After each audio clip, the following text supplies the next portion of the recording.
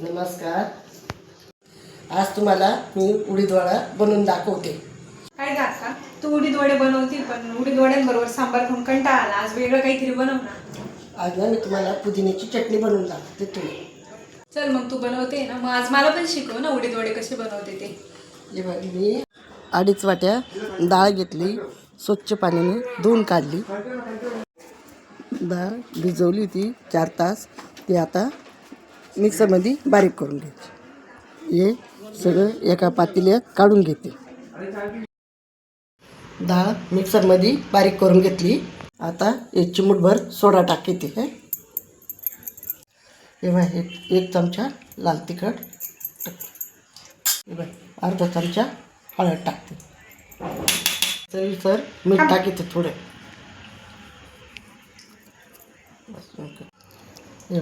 इकडे मिक्स करून घेते. तेव्हा एक ज्यूस करून घेते. तेव्हा मिक्स करून घेतलं एकदम छानपैकी. तेव्हा आता हे साईडला ठेवते. तेव्हा आता चटणीची तयारी करते. चटणी बनवते, मग त्यासाठी काय काय घेतलं तू? हे आता खोबरं, शेंगदाणे, पुदिना, अद्रक, कढीपत्ता, लसणाच्या 2-4 पाकळ्या, 4 मिरची आणि कोथिंबीर. हे आता मिक्सरमध्ये बारीक करून घेते. 2 कढई तापायला ठेवली आहे. 2 चमचे तेल टाकते. जिरं मोहरी टाकते.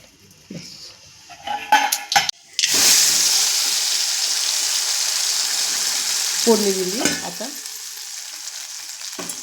तू मिक्सरमध्ये बारीक करून घेतलं त्याला फोडणी देते का? हो तर परतून घ्यायचं का?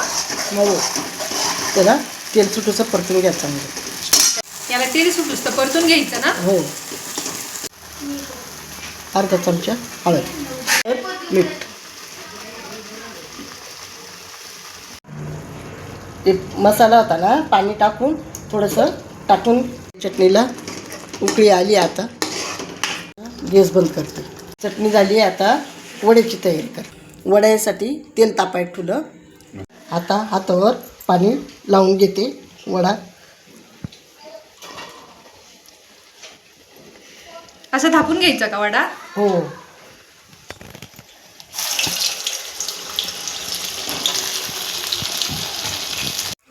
हे बघ, गरम गरम वडे, पुदिन्याची चटणी. आपले वडे कुरकुरीत झाले. तेव्हा